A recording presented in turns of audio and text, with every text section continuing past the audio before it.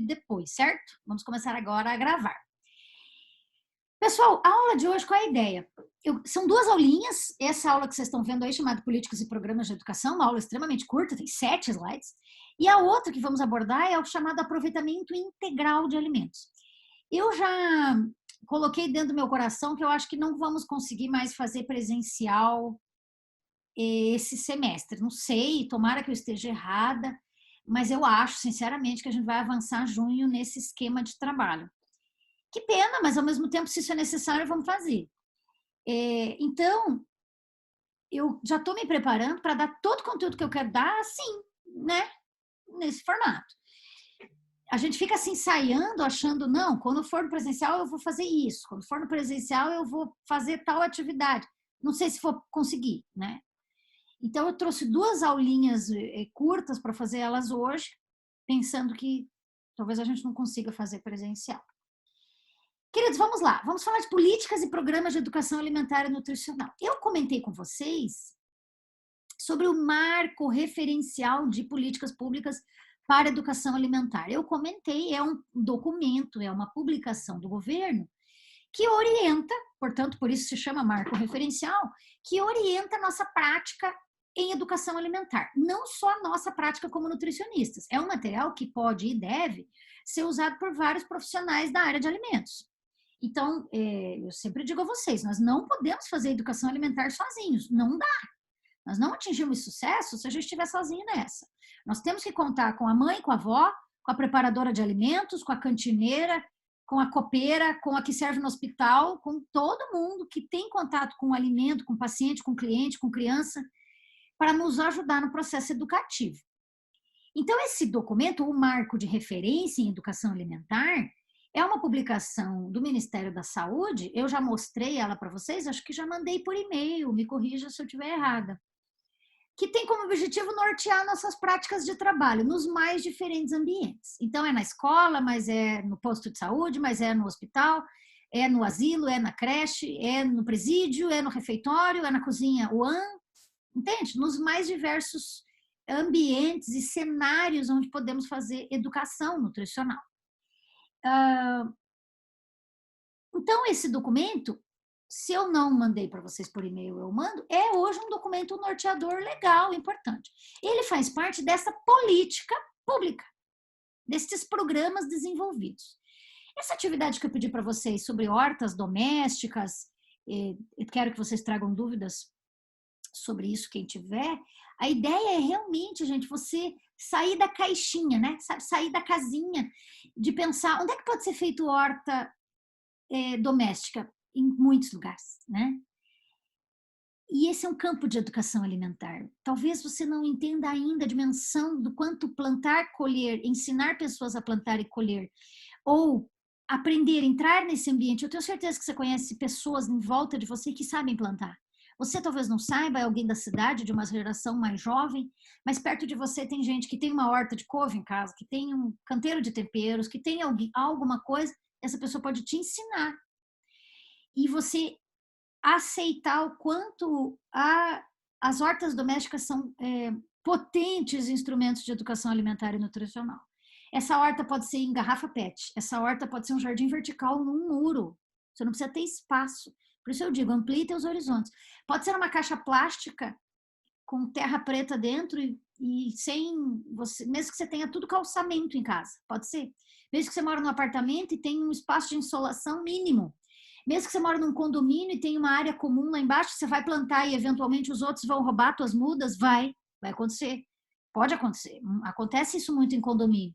Você vai ter que cercar com uma telinha porque vai ter gato pisoteando tua horta? Vai ter. Você vai ter que tomar esse cuidado. Gato transmite doença em plantação de hortaliça. Você vai ter que cuidar para não ir gato. Entende? Há diferentes formas de pensar. Pode fazer nas calçadas, agora nos canteiros, pro muro, pro lado de fora do teu portão? Pode, a prefeitura autoriza você a plantar aonde normalmente teria flor. Você pode plantar no jardim lá fora até. Acho que alguém perguntou alguma coisa lá. Quem perguntou? Não? Acho que não, né? Então, esse trabalho que eu dei para vocês de planejamento de horta, tomara que você consiga colocar ele em prática aí na tua realidade. Porque se a gente demorar um pouco para conseguir colocar isso em prática enquanto FAPAR, por que você não pode fazer isso, né? Colocar isso em prática, quem já não tem horta, mas quem já tem, pode ensinar alguém que não sabe a fazer também. Se você já tem na tua casa, isso já é uma cultura você ter na tua casa, a tua família gosta de cultivar os próprios temperinhos, as próprias hortaliças, ensine alguém que não tem isso, né? Ensine alguém que é possível plantar sem veneno, comer aquilo que plantou com toda a energia que vem das suas mãos, né? Com toda a bênção que pode vir das suas mãos. Toda essa discussão, ela faz parte desse conceito de educação alimentar. Eu nem tive chance de dar prova para vocês, nem tive chance de cobrar esse conceito.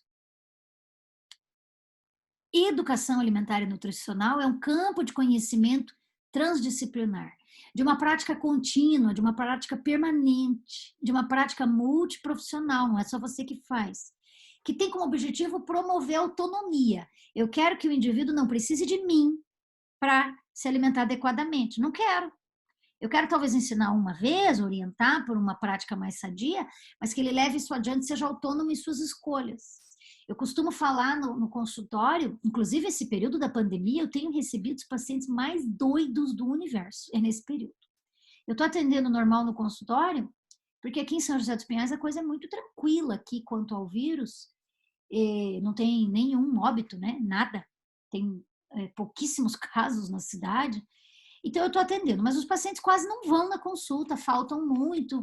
E eu dou razão para eles, né? Se você não tem uma emergência, uma urgência, também não tem que sair de casa mesmo. Mas eu estou atendendo com aquele escudo facial. Sabe aquele escudo plástico grande que vai na frente do rosto?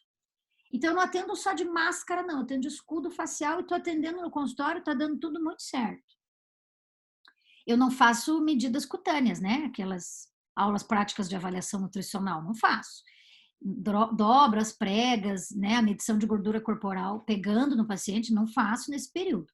Faço só bioimpedância elétrica, porque, claro, quem mede é a máquina, né? Tá bem fácil fazer bioimpedância, eu passo álcool na máquina, tá fácil. Mas pegar no paciente não tô pegando. Eu normalmente faço circunferência de cintura, meço gordura corporal, né? Relação cintura-quadril. Não estou fazendo isso nesse período. Mas eu estou atendendo cada doido no consultório. Gente, os pacientes que resolvem ir na consulta nesse período são os mais doidão. Está atendendo um casal de bariátrica, que fez bariátrica há anos, que não mudou de comportamento. Não mudou. Continuam tomando umas decisões muito doidas. Continuam viciados por doce, tomando refrigerante, comendo carne gorda de churrasco, massas. Dá vontade de perguntar. E eles fizeram a bariátrica há anos. Dá vontade de perguntar, mas escuta, vocês não tiveram uma orientação na época da bariátrica? Eu não perguntei, mas deu vontade de perguntar. E é claro que eles tiveram, senão eles não teriam feito a bariátrica. Mas parece que assim, sabe, levam a vida como se não houvesse amanhã. E são um casal muito jovem, 33 anos, ela, extremamente jovem, já há anos fizeram a bariátrica. E eu atendi essa família, atendi o casal, pensei, meu Deus, como tem gente que realmente vive o dia como se não houvesse amanhã. Gente, não dá, né? Eu sei que a gente tem medo de morrer, né? O vírus parece que vai fazer o mundo acabar, mas não dá para viver a vida como se não houvesse amanhã. Não dá. Nós precisamos ter juízo e responsabilidade com as nossas escolhas. E uma coisa que eu sempre falo no consultório, já devo ter comentado em sala com vocês, vai ter corredor do mercado que você nunca mais vai passar.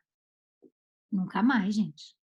Tem corredor do mercado que não presta para nada, por que você vai passar lá? Eu falo isso para os pacientes para tentar fazer uma mudança de conduta de vida, de escolhas. Eu observo muitos nutricionistas presos a planilhas, a contagem milimétrica de calorias. Isso é muito bonito, isso é muito correto, eu estimulo vocês a fazer. Faça uma planilha bonitinha. O paciente tem uma necessidade calórica de 1.800 quilocalorias, faça um cardápio de 1.800 quilocalorias assim, filezinho. Mas a chance dele seguir exatamente o cardápio, não sei, vai de fato, da disciplina do paciente. Tem paciente que precisa de um cardápio pronto para seguir. Tem paciente que não, se sente preso, amarrado, essa não é a proposta para com ele. Então, fazer educação é diferente de caso para caso, né? Fazer educação alimentar difere. Dependendo do grau motivacional, do índice de instrução da pessoa, quanto esclarecida ela é quanto a isso. Mas algo que você pode fazer de produtivo é dizer para o seu cliente, para o seu paciente, sobre as escolhas no supermercado. Isso é importantíssimo. Vai ter corredor do mercado que não vai mais passar, que não presta para nada. Eu tenho certeza que você está lembrando de 2, 3 corredores do supermercado agora, que não tem nada de bom ali. Não tem que ir, gente. Você não tem nada de bom ali, não tem que ir. E não temos que sofrer com essa informação. Ai, prof, nunca mais vai comer aquela coisa. E por que tem que sofrer com isso? Não tem, né? Dá para ser feliz, comer um monte de coisa boa sem passar naquele corredor ali. Então, escolhas autônomas, práticas autônomas. Talvez o paciente jamais volte no teu consultório, como alguns não voltam no meu, por muitas razões. Porque não tem coragem de admitir que não fizeram nada para mudar, porque não tem coragem de subir numa balança e pesar, como se isso fosse o fim do mundo, como se eu fosse julgar, bater, fazer juízo de mérito. Não, né? Claro que não, somos todos passíveis, né, de não atingir aquele objetivo proposto, isso não é o fim do mundo. Inclusive, agora no consultório, eu estou dizendo muito isso, não se cobre tanto. Não se cobre tanto agora, não precisa ter aquele sucesso terapêutico que você teria se as academias estivessem abertas, que você teria se você tivesse condição de caminhar e correr no parque. Agora não é para ir caminhar e correr no parque, não é porque não é. Ah, mas que problema tem caminhar e correr sozinho? Não é para fazer isso. É para se cuidar. Isso vai fazer com que você não atinja, às vezes, o teu objetivo de emagrecimento? Talvez. Mas também esse não é o momento de sofrer com essa informação. É o momento de investir na imunidade, vocês mesmos sabem disso. Tem que investir na imunidade e talvez essa seja uma prioridade por agora.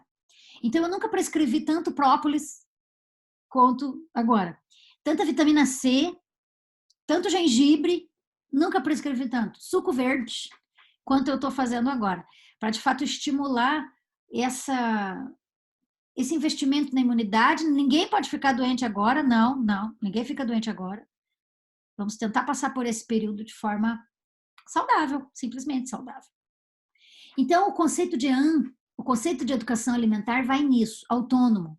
Eu quero aquele paciente, aquele cliente, independente de mim, autônomo do meu trabalho. Quero passar pela vida dele, transformá-lo, modificá-lo, orientá-lo, mas que ele continue sua jornada, né, com outras escolhas.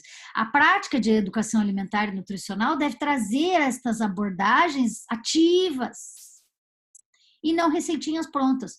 Eu estava lendo um estudo hoje com a turma da manhã, que eu dou aula de saúde coletiva de manhã, numa outra faculdade, e eu estava lendo um estudo que diz que grande o número, o estudo não é brasileiro, é americano, mas que 50% dos médicos, 50% dos médicos, interrompem o paciente quando ele entra na consulta e começa a fazer a queixa do que ele tem, 23 segundos depois que ele começa a falar.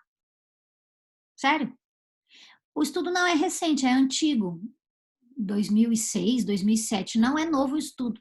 Mas o estudo dizia que 50% dos médicos nos Estados Unidos interrompem o paciente 23 segundos depois dele começar a falar. Gente, o que é isso? Onde é que nós vamos chegar fazendo esse tipo de medicina? Fazendo esse tipo de acolhida na queixa? Não dá, né? Muitos médicos atendem pacientes e não descobrem nem que a pessoa está grávida, né? Que a mulher está gestante. E não é porque ela está grávida de começo que não aparece nada, é porque ele não olhou para a cara do paciente. Ele não prestou atenção na pessoa que está na frente dele. Isso é uma tragédia. Nós devemos envolver o diálogo, favorecer o diálogo, envolver os indivíduos nas soluções dos problemas deles mesmos. E não vir com receitinhas prontas e receituários feitos 23 segundos depois dele começar a dizer a queixa. Esforce-se para não atender autonomamente os teus pacientes. Autonomamente. Repetindo receitas. Sabe? Repetindo dietas de 1.200 quilocalorias, repetindo suplementos alimentares de forma desdiferenciada. Sabe? Então, assim, não é todo mundo que é cliente da mesma coisa. Então, educação alimentar e nutricional é tão rico, né? Vai tão além. considerando todas as fases dos ciclos humanos, do curso de vida, todas as etapas do sistema alimentar, 18 estrelinhas douradas para essa informação. Você que está com as suas canetas coloridas do seu estojo infantil aí do seu lado, não esqueça de grifar com canetinhas coloridas em volta dessa informação. Você que escreveu o conceito no seu lindo caderno. Sistema alimentar, diferentes etapas. A alimentação compõe muitas diferentes etapas e em todas elas nós podemos fazer educação alimentar. Desde o campo, desde o plantio, desde a etapa de colheita, beneficiamento, lá na indústria, lá no processamento, lá no supermercado, nas ações de marketing, na venda do varejo, no sacolão, na mesa do consumidor, na clínica do consultório, né? Nós podemos fazer educação em todas essas etapas. Gente, quem quiser falar, fica à vontade. Eu não gostaria de estar falando só com os computadores de vocês e vocês indo lavar louça, fazer a janta, assistir Netflix, né? Não sei. Eu queria realmente estar com vocês aí na frente da outra tela. Então, podem me interromper se você puder e quiser deixar o áudio ligado, isso não for atrapalhar, deixe também. Observe princípios e ações de educação alimentar, sustentabilidade social, sustentabilidade ambiental, sustentabilidade econômica. Eu sei que vocês estão aí. Obrigada, Luísa, obrigada. Não me sinto mais sozinha. Que bom, que bom. Às vezes, né, o professor se sente sozinho, o aluno não se manifesta, a gente fica achando que está falando só para o seu computador. Vamos ver quem mais quer falar aqui, vai lá. Isso, Adriana, obrigada, obrigada. Estou sentindo a presença de vocês. Abordagem do sistema alimentar em sua integralidade, em todas as suas etapas. Então, não esqueça que o sistema alimentar é um sistema e, portanto, compõe muitas etapas, valorizando a cultura alimentar local, respeito à diversidade, a diferentes opiniões e perspectivas, considerando o quanto legítimo isso é. O quanto alguns alimentos são sagrados para determinadas pessoas, comida e alimento como referência, valorização da culinária. Isso está sendo uma coisa muito positiva que está acontecendo nesse período da pandemia, a valorização da culinária. As pessoas estão reaprendendo a cozinhar, porque estão em casa, estão se forçando a fazer isso. Não estão conseguindo comer fora, não tem renda para gastar pedindo comida pelo delivery, muitas pessoas tiveram a renda muito reduzida, então vou ter que cozinhar mais em casa. Isso tem até um princípio positivo nisso, que é a valorização de fato do trabalho das mãos, né? Do trabalho de cozinhar. Eu recebo muitas postagens de pessoas fazendo pão, fazendo comida, fazendo preparações hipercalóricas, mas assim, se realizando cozinhando, que bom, isso é ótimo. Da promoção do autocuidado, da autonomia enquanto cozinhar, enquanto produzir. Educação é processo permanente, gerador de autonomia e de informação, nos mais diferentes cenários de sua prática. Aonde que fazemos educação alimentar e nutricional? Em qualquer lugar do planeta. Observe alguns citados aí nesses últimos slides dessa pequena aula. Fazemos educação alimentar nas unidades básicas de saúde, nas unidades da estratégia de saúde da família, nos NASFs, né, onde muitos nutricionistas estão. Eu tenho várias colegas nutricionistas que são do NASF da Prefeitura de Curitiba. Fazemos educação nas academias, nos hospitais, nos ambulatórios. Fazemos nos equipamentos da assistência social, naqueles que atendem população de rua, nos chamados centros POP, mas não só de população de rua, mas nos locais onde atendem famílias vulnerabilizadas por si só. Agora aumentou demais o contingente de pessoas desempregadas e com uma renda incompatível com a dignidade. Esse número estava ruim por conta da recessão econômica que estávamos vivendo e agora piorou muito. Algo em torno de 12 milhões de pessoas que não estavam na condição de miséria já estão nesse 1 mês e meio aí de perda de renda, né? Para muitas pessoas a perda de renda foi brutal mesmo nesse período. Fazemos educação alimentar nas escolas, nas creches, nas universidades, em todos os equipamentos esportivos, nos clubes, nas academias, nos centros de ginástica e lazer, nas empresas, já falei para vocês do Programa de Alimentação do Trabalhador, o PAT, fazemos muita educação nos refeitórios de empresas, e lá é um local muito rico, porque temos, às vezes, almoçando ou jantando, 2, 3 mil trabalhadores nas grandes empresas. Então, dá para fazer muita coisa, né? Ainda em locais de abastecimento de comida, como nos CEASAs, nas feiras, nos sacolões, em todo o sistema S que produz e orienta industriários, né, que compõem o sistema da indústria, o SESC, o SENAI, o SESI, que além de ter restaurante, o SENAC, por exemplo, tem um restaurante famoso, 2 restaurantes na cidade, também faz esse trabalho educativo nas famílias dos industriários. Nas unidades de alimentação e nutrição, nas UANs, nas associações de bares e restaurantes, nos próprios estabelecimentos como lanchonetes, locais de venda de comida de fato. Então, educação alimentar e nutricional é uma estratégia para garantir um direito, o direito humano à alimentação adequada. É uma estratégia, uma diretriz da nossa política nacional de segurança alimentar e nutricional. Essa política tem outros braços, tem outras vertentes. Falar de produzir alimentos seguros lá no campo é uma ideia, voltada lá para o Ministério da Agricultura, por exemplo. Falar em comércio, em varejo, em preço máximo de produto, a cesta básica é um componente que o preço é controlado por lei. Não pode ser caro. O acesso tem que ser mais facilitado para o cidadão brasileiro dos itens pertencentes à cesta básica. Isso é lei federal. Produtos da cesta mínima para a sobrevivência do brasileiro, do povo brasileiro, não pode sofrer uma oscilação de preço ao sabor do mercado. O mercado pode oscilar o preço de determinados produtos, mas não da cesta básica. A cesta básica defende determinadas garantias. Isso tudo são diretrizes da chamada Política Nacional de Segurança Alimentar e Nutricional. Então, não é um desejo nosso enquanto nutricionistas, é uma lei. Em 2014, o Brasil passou por um marco muito importante, que foi a saída do país do marco da fome, né, do mapa da fome.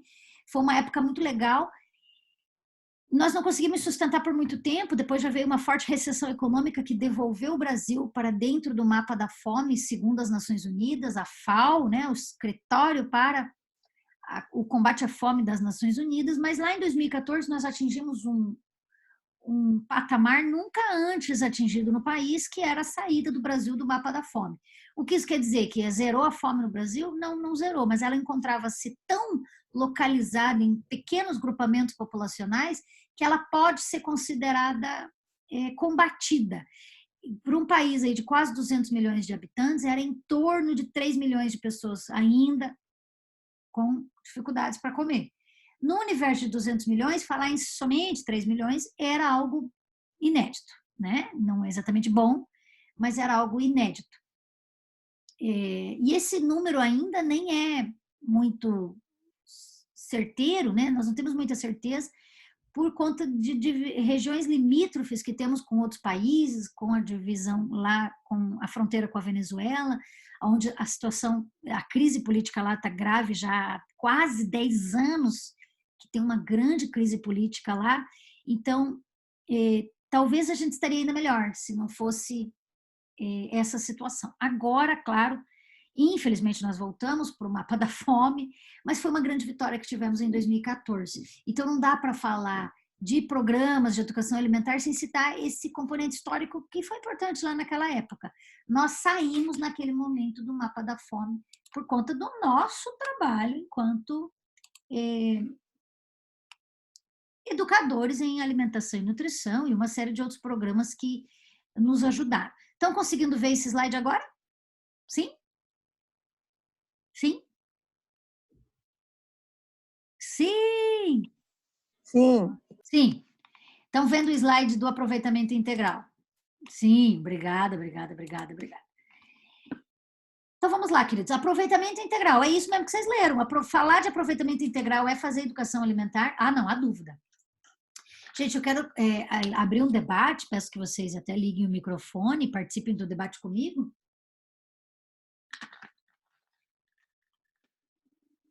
O que é aproveitamento integral?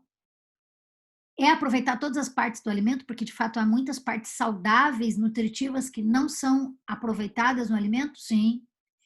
Você quer me citar alguns exemplos? Pode citar.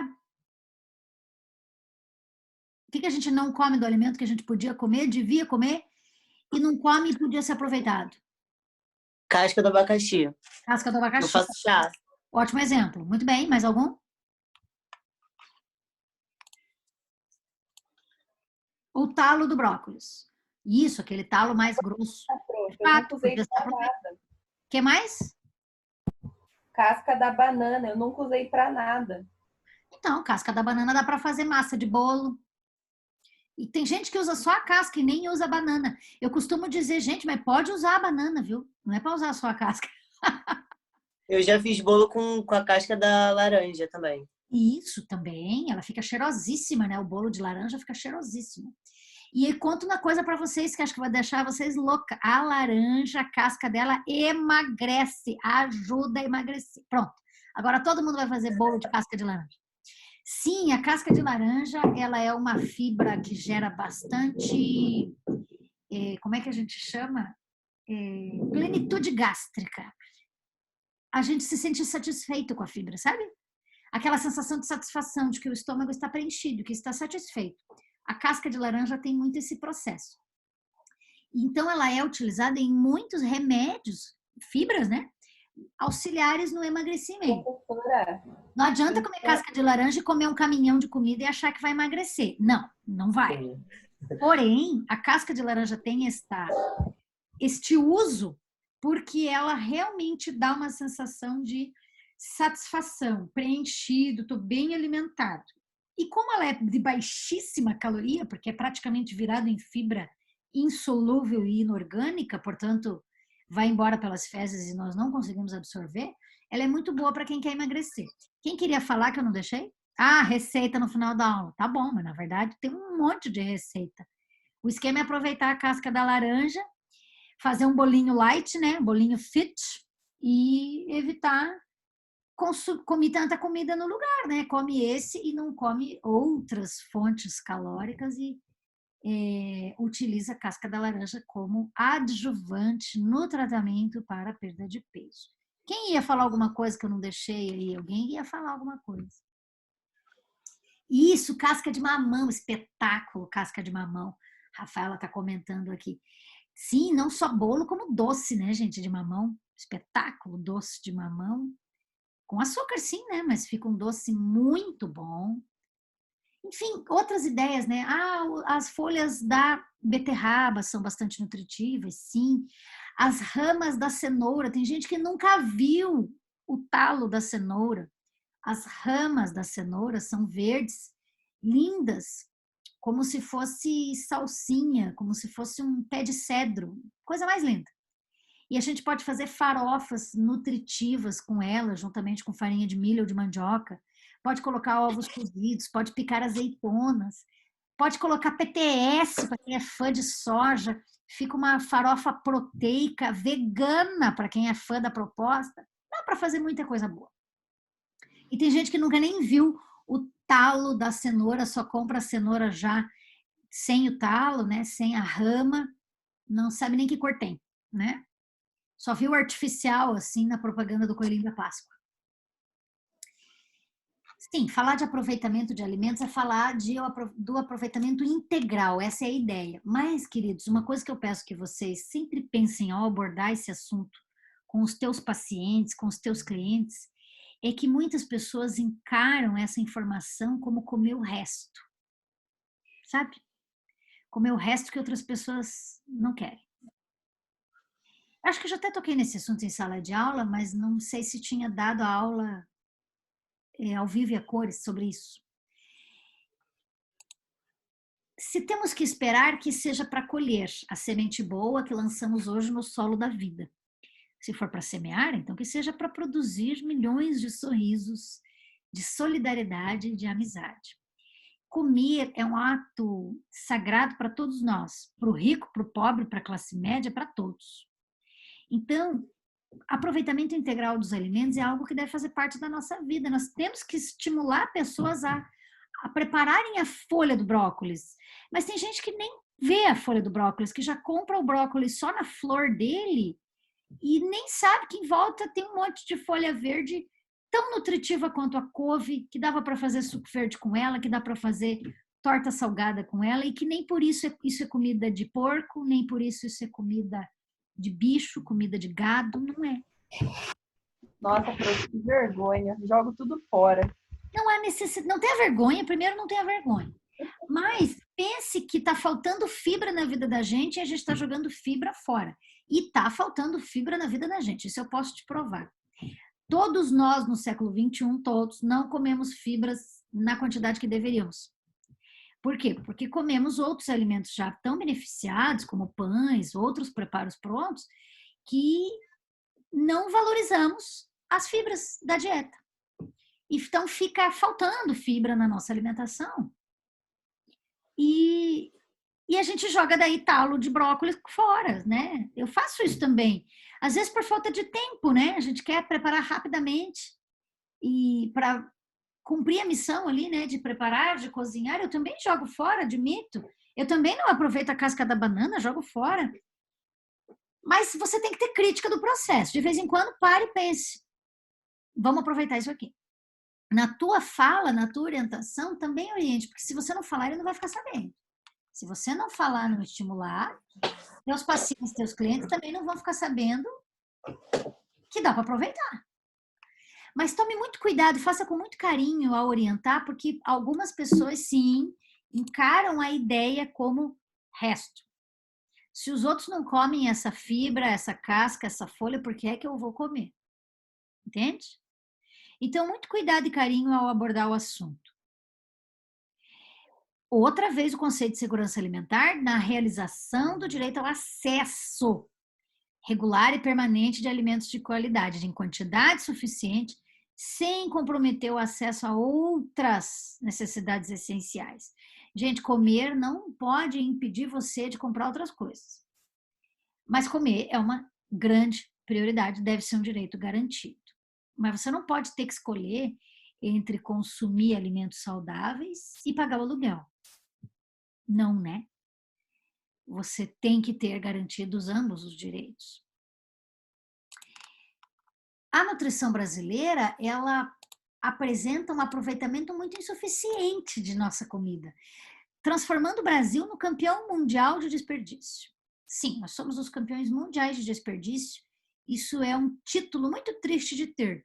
Por que nós temos muito desperdício? Porque nós temos muita comida.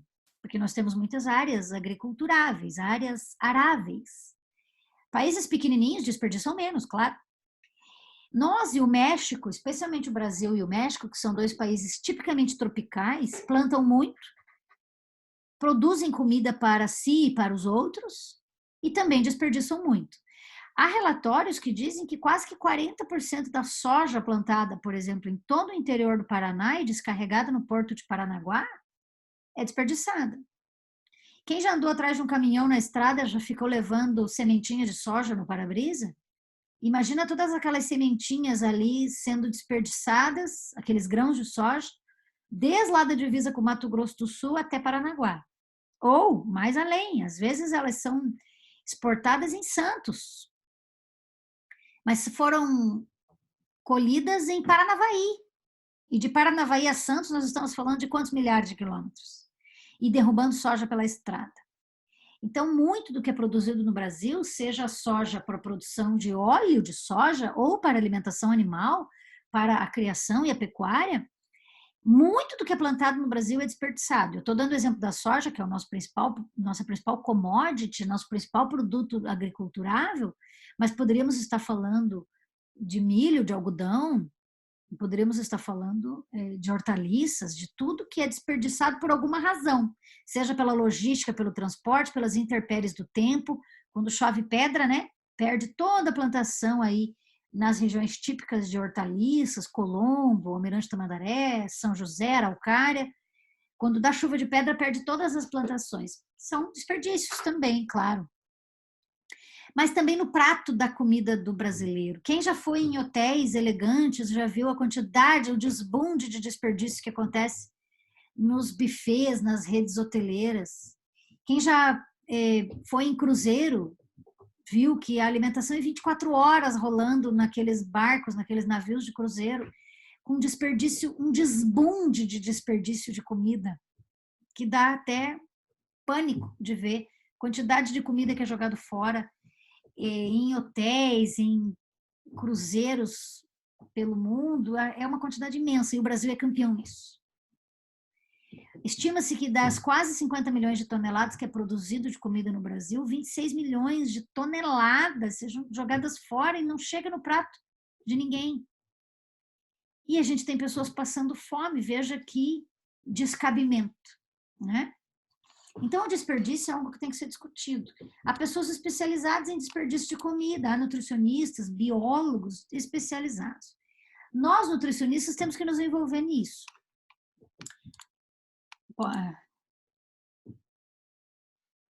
Pois é, olha a Rafaela comentando, né? Nos hotéis, a quantidade de comida que é desperdiçado por má manipulação, você está certíssima. Por má manipulação, porque não sabem fazer reposição de cubas em buffet, ou quando o serviço é à la carte, né, empratados, né, o serviço é empratado, é uma má manipulação do alimento. Ou porque ele não foi refrigerado da forma adequada e dele não pode ser aproveitado para a refeição seguinte, ou para o preparo, o mise en place seguinte. Você está certíssima, Rafa. É uma pena. É uma tragédia o que é desperdiçado, e a rede hoteleira é grande das campeãs do Brasil, é a rede hoteleira. Até porque uma das propostas da rede hoteleira é isso, é estar disponível para o cliente 24 horas por dia. Se você quiser pedir uma sopa às 3 horas da manhã num hotel, você pode fazer isso. Você liga do teu quarto para o restaurante do hotel e pede uma sopa no seu quarto às 3 da manhã. Entende? Então, as estruturas dos hotéis têm que estar habilitadas a ofertar alimento a qualquer hora. Isso promove o desperdício, né? Você ter disponibilidade 24 horas por dia promove de fato. Essa é uma discussão muito rica. Por conta disso, há vários anos atrás, um grupo de nutricionistas e de sociólogos se juntaram e começaram a discutir a ideia de que não dá, nós precisamos desperdiçar menos. E muitos projetos foram criados a partir dessa discussão. Essa discussão é antiga e tem mais de 25 anos. Organizaram-se em diversos grupos e começaram a divulgar programas contra o desperdício e falar em reaproveitamento. E daí surgiram livros de reaproveitamento ou de aproveitamento integral. A palavra começou com esse nome, reaproveitamento. Aproveitar aquilo que já está feito. Hoje a gente fala em aproveitamento integral. Dá para reaproveitar o arroz cozido que não foi consumido? Claro que dá. Nós podemos fazer bolinho de arroz, podemos fazer carreteiro, não podemos fazer um carreteiro gostoso no dia seguinte, com a sobra do bife, com a sobra da carne no molho e com arroz cozido do dia anterior, e fica uma receita esplêndida. Podemos reaproveitar um caminhão de coisas. O pão amanhecido pode virar rabanadas, pode virar pudim, pode virar bolinho de carne com o miolo do pão dentro. Podemos utilizar as aparas das cascas, dos talos, das folhas de uma infinidade de hortaliças e legumes que não estariam indo para o consumo humano, estariam indo para o lixo, que podem ser aproveitadas, que podem ser desidratadas no forno, transformadas em farinhas, e com as farinhas dá para fazer biscoito, dá para fazer cookie, dá para fazer um caminhão de coisas com aquilo que não teria uso. Então, o reaproveitamento é essa ideia. O aproveitamento integral é outra ideia, né? É usar o alimento por completo e não usar o alimento já consumido e que sobrou e a gente reaproveita. Tem técnicas para isso, de conservação, de limpeza, de manutenção em temperatura adequada para cada tipo de alimento. Então, aproveitamento de carnes é uma coisa, aproveitamento de laticínios é outra conversa. Aproveitamento de hortaliças, né? São todas, diferem de fato, né? As técnicas de aproveitamento. Dicas de evitar o desperdício, frases que você pode perfeitamente usar no teu processo de educação alimentar. As pessoas têm que comprar bem. Preferir legumes, hortaliças da época. Não tentar comprar produtos que não sejam da estação. A chance dele não estar bom para o consumo e você acabar jogando fora. Então, aquele alimento que foi amadurecido em estufa, que foi amadurecido forçosamente, em condições artificiais, ele não terá o seu aporte nutricional perfeito para aquele momento do ano. Isso é muito comum com abacate, que foi amadurecido em estufa, com caqui, com tomate. Quando ele não é a época dele, ele não apresenta todas as suas características organolépticas adequadas. Você não vai comer ele por completo, você vai acabar jogando fora uma parte do alimento. Quando ele está na época de ser comido, você aproveita ele por completo. Incrível isso, né? Então, compre hortaliças e oriente a fazer isso. Da época e em bom estado de conservação, que a chance de você realmente usar aquele produto por completo é maior e você não vai estar jogando seu dinheiro fora. Comprar bem, conservar bem e preparar bem. Conservar bem, armazenar em locais limpos, em temperatura adequada e preparar bem, lavar os alimentos, não tirar cascas grossas, principalmente de batatas. Então, existem descascadores manuais simples na loja de R$ 1,99 e a gente pode orientar as pessoas a não descascar da forma convencional, mas descascar só o mínimo necessário e só preparar a quantidade que vai ser de fato consumida. Isso é um conceito bastante europeu. O brasileiro tende a preparar muita comida, sempre contando com alguém a mais, sempre contando que alguma das pessoas vai comer 3, 4 bifes, que ela nem iria comer, mas a gente conta que vai. A gente sempre está esperando aquela visita inesperada, então a gente faz mais comida. Gente, na Europa o bife é contado. Na Europa é uma batata por pessoa. Se tem 4 pessoas na mesa, é cozido 4 batatas e acabou. E cada um come uma batata. Entende? Então, a gente tem que aprender com quem já passou muita dificuldade, como os países que passaram por grandes guerras, que são os países europeus, a gente fazer economia de guerra. Agora estamos vivendo um momento perfeito para a economia de guerra, né? Preparar só de fato aquilo que vai ser consumido e orientar nossos pacientes e clientes da mesma forma. Falta educação nutricional para que a gente vença o desperdício. Falta educação nutricional. É importante ressaltar que para aproveitar bem os alimentos, eles devem estar em bom estado geral. A gente não tem que aproveitar coisa vencida. A gente não tem que aproveitar alimento com aspecto de estragado. A gente não tem que servir o que ninguém comeria. O que é comida para reaproveitamento para bicho, vai para bicho. Se não é comida de gente, ninguém deve comer. Nem eu, nem você, e nem o carente, nem o pobre. Não é comida de gente. Hoje, muitas pessoas se preocupam, hoje muitas pessoas e muitas empresas se preocupam e fazem programas de incentivo, de conscientização e ensinam a reaproveitar alimentos. E o Sistema S é muito bom nisso, né? O Senai, o Senac, eles têm muitos programas de aproveitamento integral, cursos que ensinam mães de família em comunidades carentes, livros de receitas de aproveitamento integral. Aqui tem um slide muito bacana que fala de desperdício. Quanto da produção agrícola vai para o lixo? Nós estamos falando em bilhões de toneladas. Tem um site muito bom para estudar esse assunto, que é o gastronomiaresponsável.com.br. Pesquise nesse site se você gosta do tema, se você está pensando num tema para o teu TCC.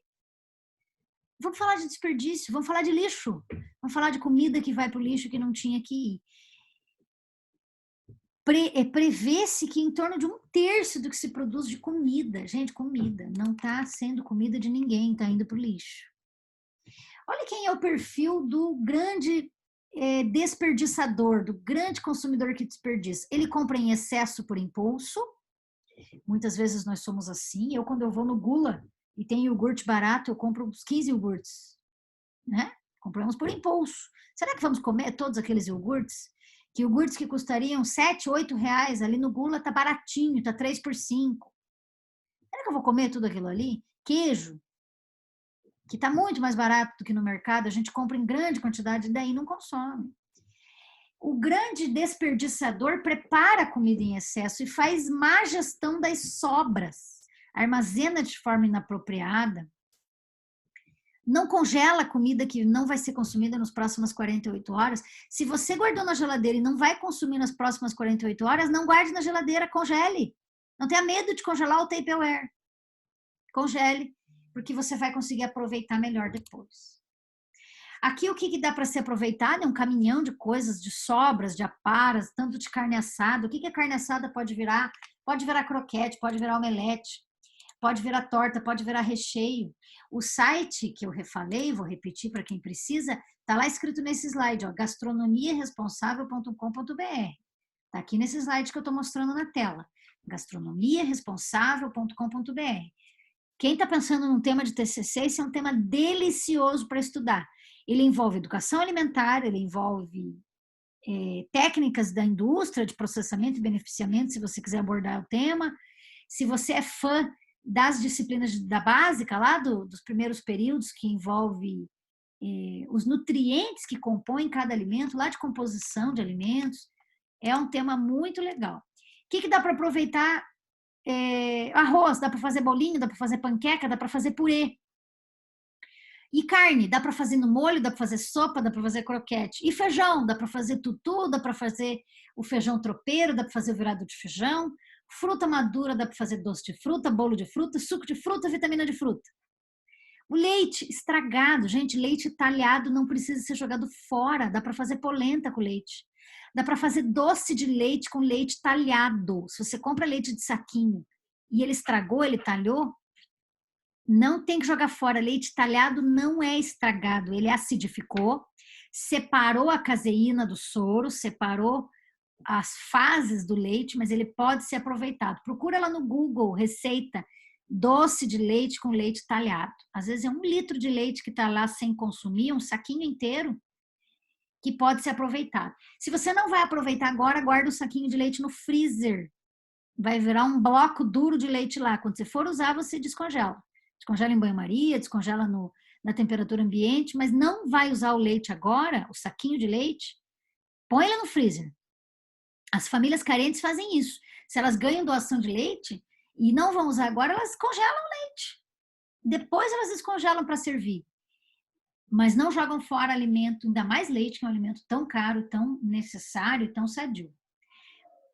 Pão dá para virar pudim, pão dá para virar torrada, pão dá para virar farinha de rosca, dá para virar rabanada.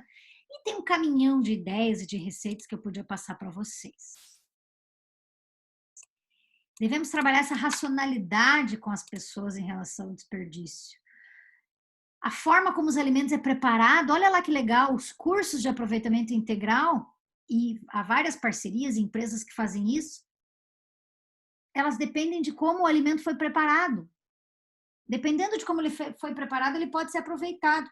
A colega citou a casca do abacaxi. Olha que legal a farofa de casca de abacaxi, que pode ser feita misturado com rúcula, misturado com couve, e a casca do abacaxi fica um charme, esta farofa. Então, a casca do abacaxi não precisa só virar bolo de abacaxi. Não, pode virar uma chiquérrima de uma farofa extremamente saudável, nutritiva e cheia de fibras, por exemplo. Essa charge é muito bacana, né? Do arroz, né? Jogar arroz nos noivos, né? Em tempos de problemas, em tempos de fome, em tempos de carestia. Não dá para desperdiçar arroz jogando arroz nos noivos, né? Estamos vivendo crise de alimentos e não dá para desperdiçar. Eu tenho umas sugestões de livros para mostrar para vocês. Esse livro é bacanérrimo. Ele é um e-book, não é impresso, você consegue obtê-lo online. Eu não sei se ele é gratuito ou ele é cobrado bem baratinho, mas é bem baratinho. De aproveitamento integral, onde você começa a aproveitar tudo e não desperdiçar nada. Tem outro livro, esse é impresso, Cascas, Talos e Folhas e outros tesouros nutricionais para o aproveitamento integral de alimentos. Um dos programas que mais investe no aproveitamento integral é o programa Mesa Brasil do SESC. Alguém quer falar alguma coisa lá? Não? O SESC, desde sempre, gente, há muitos anos trabalha aproveitamento integral, especialmente aqui no Paraná, o programa é forte. O SESC aqui no Paraná tem um ônibus, né? E esse ônibus roda o Paraná inteiro ensinando aproveitamento integral em tudo que é cidade do Paraná. Você consegue solicitar que o ônibus venha para a sua cidade, então as cidades do interior fazem isso, as prefeituras pequenas, elas se inscrevem no programa e solicitam que o ônibus vá lá na cidade delas. E o ônibus vai, e tem nutricionista fazendo isso, claro, e ensina aproveitamento integral de alimentos, tortas salgadas, tortas doces, não desperdiçando nada, combatendo a insegurança alimentar e nutricional com receitas. Então, é um programa de muito sucesso, ele tem parceria de doação, então muitas empresas que produzem alimentos doam parte de sua produção, não é sobra, é doação do que produzem novinho em folha, para alimentar esse programa do Mesa Brasil do SESC. Tem até uma descrição do programa, está desde 2003 vigente. O programa ele é pulverizado em 8 cidades brasileiras e esse ônibus, é um ônibus cozinha, né? Ele atende os municípios do entorno, né? Tem mais de um ônibus acontecendo no Paraná também. E é um programa de muito sucesso, é um exemplo de um programa de sucesso, que promove segurança alimentar e esse engajamento, né, das famílias. Então, é um programa muito legal. Tem algumas receitas de aproveitamento integral nesse link. Eu não sei se vocês seguem a revista Globo Rural, mas, gente, é uma revista bacana para a gente seguir. Tanto no Twitter, que eles publicam muito no Twitter, mas segue no Instagram, no Facebook, não sei, ou no próprio site deles, né? A edição online da Globo Rural. Mas ela tem esse exemplar, especialmente esse volume dela, aborda aproveitamento integral dos alimentos com o objetivo de reduzir desperdício. Mas, independente deste exemplar da revista, sigam a revista Globo Rural para... olha lá, Letícia diz que segue no Twitter. É uma revista muito boa, da nossa área mesmo, sobre produzir comida, sobre a questão da pecuária, sobre tecnologias novas em agricultura e pecuária. A gente fica sabendo de coisas muito boas pela Globo Rural. Tem gente que assina, né, edição impressa, cada vez menos, claro, as pessoas assinam coisas impressas, mas sigam elas nas redes sociais e esse exemplar especialmente tem receitas de reaproveitamento. Galera, era isso que eu queria dizer por hoje. Eu vou até interromper a gravação.